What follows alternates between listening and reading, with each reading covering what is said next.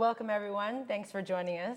I'm Melissa. This is Ursula from Talk of the Town, and we're here for a very special segment with the Fire Chief, Scott Wodzinski, and Deputy Fire Chief, Tom Clancy, to talk about Littleton getting a new fire station. So first of all, thanks for joining us. Thank you. Gentlemen. Thank you for having us Pleasure here. to have you here. How are you doing? Good, you? Good. Excellent. Very good, very good. All right, so I think that the community is really getting used to the fact that we need a new fire station. I think folks understand it's a priority, but let's talk a little bit about why it's a priority. So thinking of the current facility, what are some of the challenges that we have with it? So we started our feasibility study in February of 2013, and a few things that were addressed then were some of the space issues.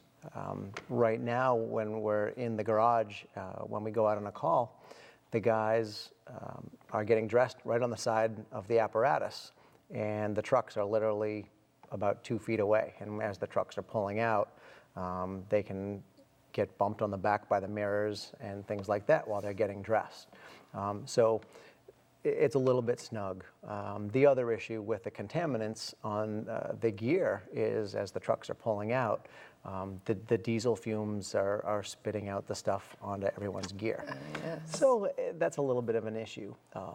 The other thing is in 2014, we went around the clock, and we don't really have the facility to house 24-hour staff.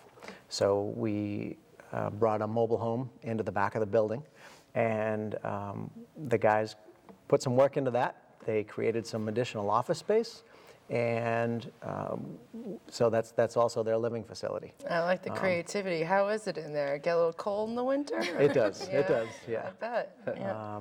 But they're making do. They make it work. Yeah. And the other issue is our back station.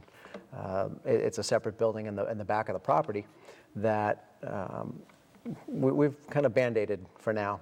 There's some significant rot on the exterior. The roof needed to be replaced. We did some temporary rubber roofing on it for now, just to hold it over. It doesn't make sense to invest too much into it if it's going to be coming down. Right? Yeah. But on top of that is some of the other things that we're missing or need are some decontaminations space for the medical supplies after some of these incidents, proper places to clean. Absolutely. Right now, we just hose things off in the parking lot. Yep. Again, you're making do with what you got. Exactly. Yeah. Exactly. Yeah. That and a little bit of storage. Yeah. We really don't have any storage right now for like our medical records, some of our additional equipment. We have another container out back, and we're using the old police station just to store some of our supplies, just because we don't have the space. Again, I have to say you guys do a wonderful job with some less than ideal situations there. Thanks. So thank you for all you do and making use of what you got and finding at least short-term solutions to make the problems better. But being aware of all of these issues, what are some of the ideas that you've come up with to kind of help solve them, and what's your proposal for the new station? Well, when we were initially looking at the new building, we were trying to look at some different options, different sites. We actually looked at all of the town-owned land that was 2 acres and larger that would be feasible to use for a new facility. And one of the issues was to try to stay in the center of the town. Geographically, that's where we're located right now, is right in the center of Littleton. And it makes it easier for the call department because they respond from all the way around town, and it gives them the ability to kind of avoid going through all the lights in the common. Mm-hmm. So geographically, it's a good space. But when we reviewed all of those town-owned properties, we realized that the town owns a lot of swamp, and above that, the property that rose to the top was the Morgan property, which is across from the Congregational Church on King Street. So we looked into that a little bit more. It looked like a great location. And then we started to get some quotes in just to run utilities to construct a road to get up to the field.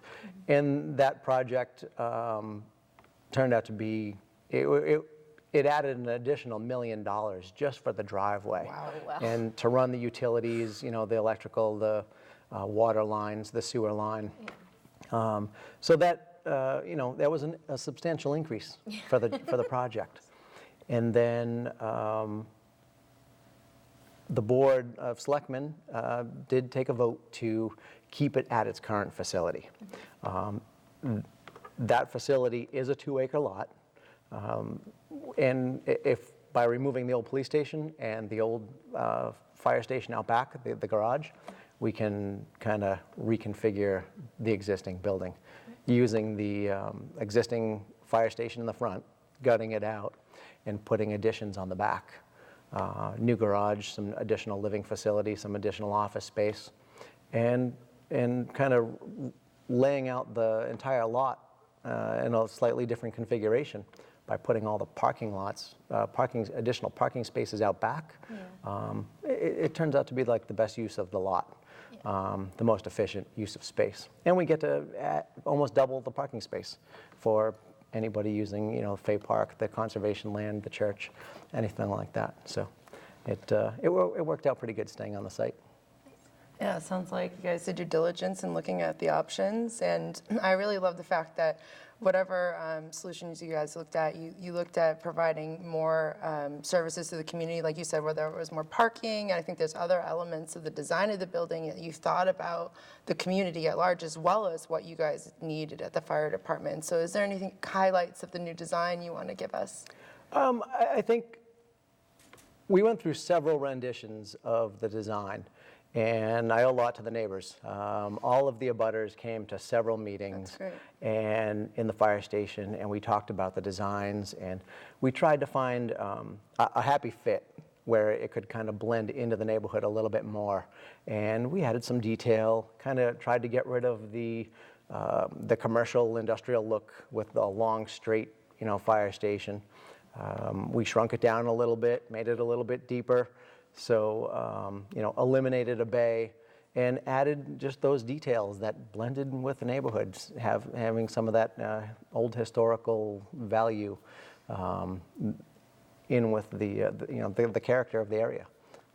So it was pretty good to have the involvement that we did with the neighborhood, all of the abutters up and down Foster Street, and you know, we came up. Community room as well. Yeah, community room.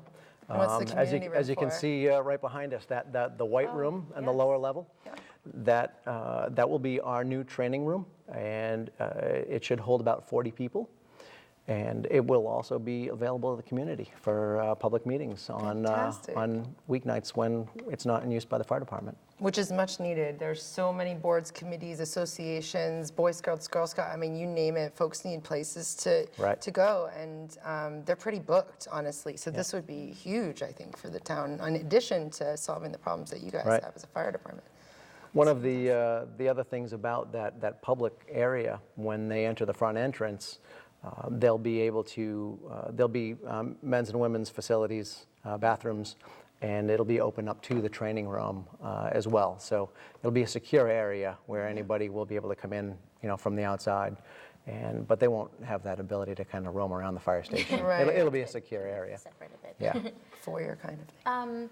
So when you were coming up with the design and the amount of space that you needed, how did you do that? Was it based on the existing problems, or did you look at neighboring fire stations, or how did you figure out that you would still be able to make it work on the spot that you have? So right now, one of the things with the fire station is we try to come into compliance with today's codes and regulations. So the National Fire Protection Agency, they have their recommendations for fire stations. And so as far as space goes, they require there be approximately 20 feet between apparatus compared to the 2 to 3 feet that we have right now. And so having the ability to have the larger space, that's where the garage space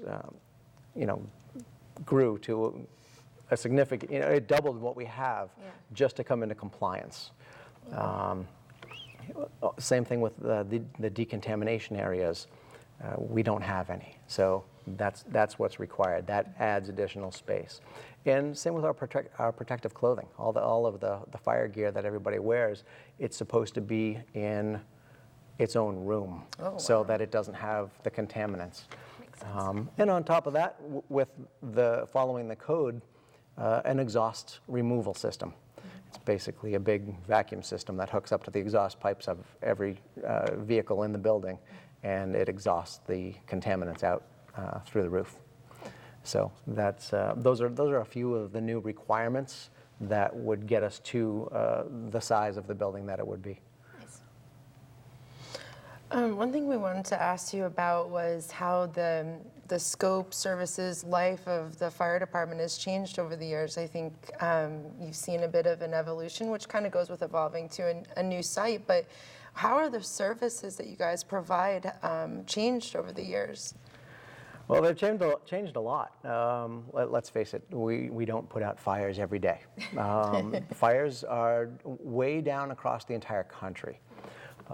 We do a lot of medical emergency, car accidents. We do a lot of teaching in the schools for other departments. The guys do CPR classes. They have the SAFE program. The senior SAFE, where they're out in the public installing smoke and carbon monoxide detectors in the seniors' homes. That's awesome. For nothing, thanks to the grant. Awesome. But it's a lot of, it's kind of life safety, life education. Yeah. So we're trying to be out in the public more and, have the guys out different facilities doing pre-plans, talking to the business owners, and it's really getting out in the public. So it's emergency services more so than fire department because of the array of things that we're called for. So that alone has really changed what everybody does. Right. And it really keeps the guys busy. They're out doing inspections sometimes, till 7 or 8 at night. They'll go out and do random, or even on weekends, and trying to become more friendly to the public and a little readily available. Mm-hmm. But code enforcement's a big part of the job now. I mean, you look at Littleton and the growth and the amount people are paying for homes, right? So, there's building codes you have to keep up with and fire codes, because we don't want people to lose their homes. And yet, our apparatus is expensive to buy, and people will look at it and say, hey, you don't put out fires anymore. There's no more fires. Well, there's fires. You have to be prepared for the eventual emergency. Yeah. But it is, and that, pointing back to the chief, the reason we need more space, the trucks are bigger. Our apparatus, because we put more things on them, because we're not, like you said, just going around putting fires out. You're hazardous material incidents and carbon monoxide incidents. So you have all this equipment on these trucks with fewer people, and so our apparatus is bigger. But it is when you look, we've done a really good job with code enforcement, education, in the schools particularly, and people are just more aware of making sure they have carbon monoxide detectors in there and smoke detectors. And now there's a push for sprinklers in new home construction, which is a statewide effort. And I think that's we're a progressive town in many ways. Yeah. There's things coming here that make it that way, and absolutely, that's our job now, is to make sure that when people move here and invest hundreds of thousands of dollars in their homes, that they can be protected. And I can say I am personally one of those people. I have called you guys twice for carbon monoxide, and you got middle of the night. You came right down there, flushed my house out, and I had 2 different carbon monoxide leaks. I never thought that would happen, but it did, and you guys definitely came to the rescue. And something else that you mentioned, your apparatus is getting bigger. So folks may or may not know that the fire station is the old town hall, and so the dimensions are quite unique. So is it true that you have to kind of do some special things to your fire trucks to get them to fit in the building? Absolutely. Weight loss. Have to get skinnier. Holidays are tough, right? It is at the fire station.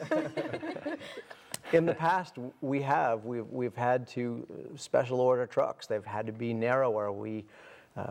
There was only 1 inch between the mirrors on each side getting out of the building. And when we'd order apparatus, they'd have to be a little bit narrower, and we'd always have them ordered with spare mirrors because, unfortunately, things happen and they'd have to be replaced. Sure, you guys are in a hurry sometimes. You know? So they were able to help that out with the existing station a little bit. They were widening the doors a couple of years ago, so that has eliminated a little bit of the problem. But we're also limited on the height. And our new fire engine that's coming should be here next summer. It won't fit in the front station. It's too big. And like the deputy said, there's less of us around now as our call department kind of shrinks over the years just because of the requirements. We require a lot of the members, and sometimes it's difficult to do in a family situation. But so back to the trucks, they're a little bigger, they have more equipment, and we try to do more with less. And as long as we can have our bag of tricks with everything that we need in one location, we try to do it with the existing personnel that we have. So yeah, with these larger trucks, they don't necessarily fit into the existing doors that we have now. So a new station will have larger doors. It'll be one large space. It'll have significantly higher ceilings so that we can actually have the trucks in the building. We can raise the cabs in the building to work on them and maintain them. Right now, we have to pull them outside. We can't do that inside. There's no space to maintain a piece of apparatus in the building, simply because of the old low ceilings and you know, the style that they used to be. But trucks have evolved over time. So now they operate different, they open differently, and they're not like the old-fashioned little narrow fire engines that used to work. Times have changed. Time for us to change as well. Yep. So you said, so you're getting the apparatus for the summer. Will there be space to get it inside by the summertime? 1 bay. Okay, well. It'll fit I with guess a that's shoehorn. So, yeah. Yeah, out back.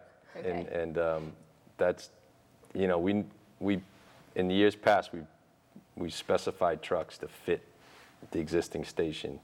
And this time, we fit it to meet our needs.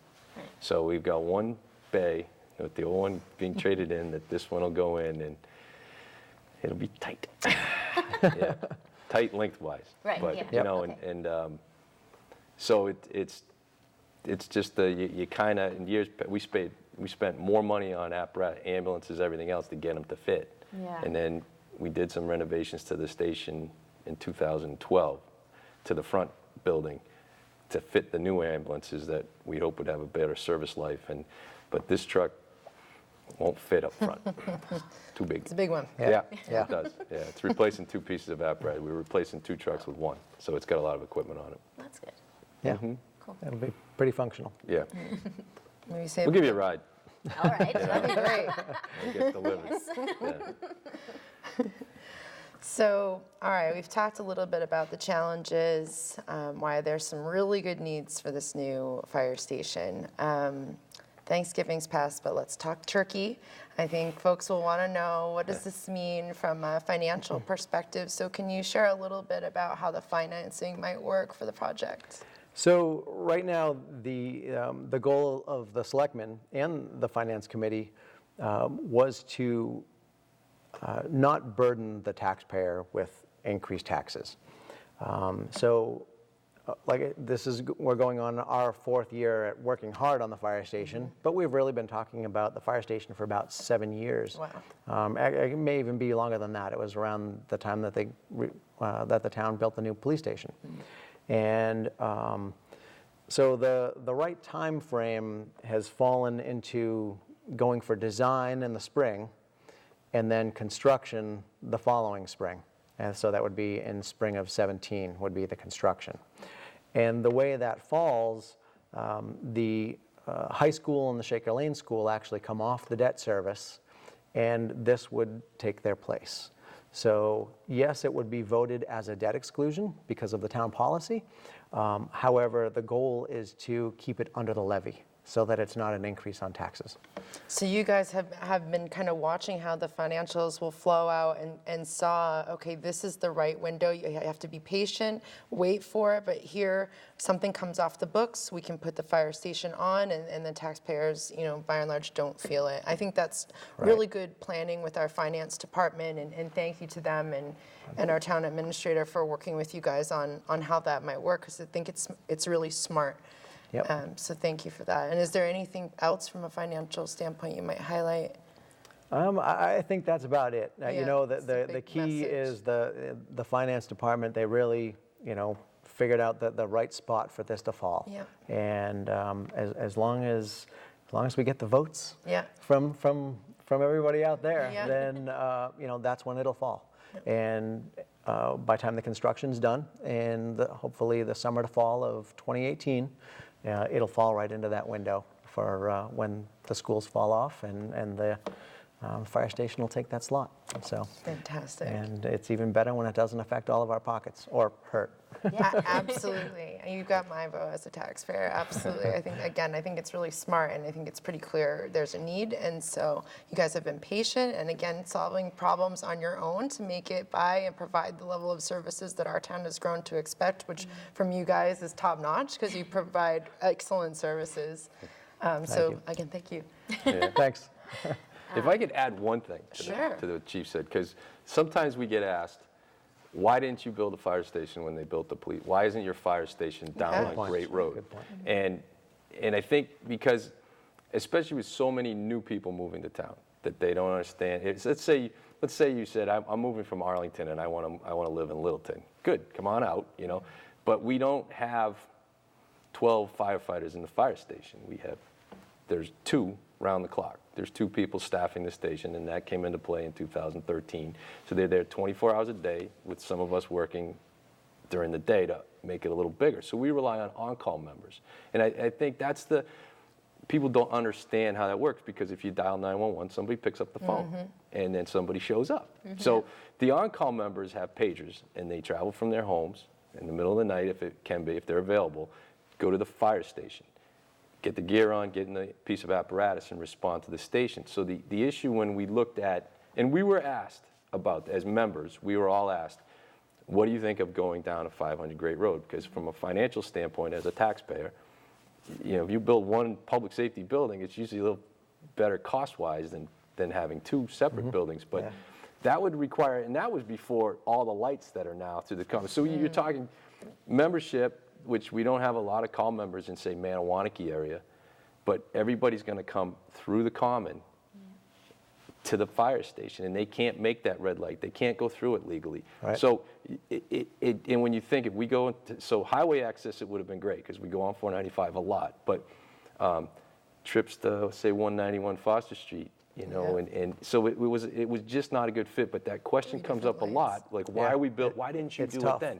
And that's why we didn't do it, because it doesn't make sense operationally. It wasn't, for the type of department we are, to have these people respond in their personal vehicles all through the common was not a good idea. And the other thing I wanted to say is, we're the last town building using oil heat. So we're asked, both our buildings use oil heat. See, that's why he brought me, so I can remember everything. No script, right, Kirby? No script. So it's the little things like that, and but that, I think people need to understand that the call department is a very important part of our department. They just don't understand how, because it is, you don't know till you see the person show up in a scene. Oh, you're on the fire department. I thought you worked here. Well, they do. Right. They do both jobs. They do both. Yep, And absolutely. And this speed is of the essence, right? And you guys recently even brought your, turnaround time on speed, getting to the person that needs help. Basically, you brought that down. So now put 3 lights in between you and where you're trying to get to. That'd be really tough. Especially as a call member, they're in their personal vehicle. Yeah. So They like can't. Tom said, Yeah. they can't just blow through red lights. Get you out of the way. They need to respond safely, and so that they can, get to the emergency. Yeah. And that's the biggest reason why we're remaining right where we are. Yeah. When they originally put the fire station there, it was because it was the geographical center of the community. Yeah. And, the call members are all the way around town. Yeah. So not only did you guys look at all the town-owned property, the existing site, but also the Littleton Police Station to... Correct. So Yeah. you really did your diligence. We did. We tried. Cool. Well, is there anything else besides your brilliant points that you added on there? Nope, No? not yet. Cool. Anything else from you, Chief? No, I think that covers it. You know, there's, with the images of the station, I think the design that we've come up with will not only house the 24-hour staff, but it will do for the town for the foreseeable future. You know, coming in the next 40 to 50 years, absolutely. It's not about trucks and pieces of apparatus, it's about the people being able to respond. So this facility will allow that space for all of our existing apparatus in addition to additional staff around the clock. So it should tie in nicely. Absolutely. Fantastic. Well, we've learned about the challenges with the existing fire department, some of the new and evolved services that the fire department brings to the community, some of the financing information of how we might go about paying for the new facility, some of the options that were evaluated, and then finally a little bit about the new design. So I look forward actually to learning a little bit more about it. We still got some time to go, right? So we can have more discussions as we progress. And just want to thank you guys once again for joining us. Thanks for having us. Thank you. Yeah, thank you.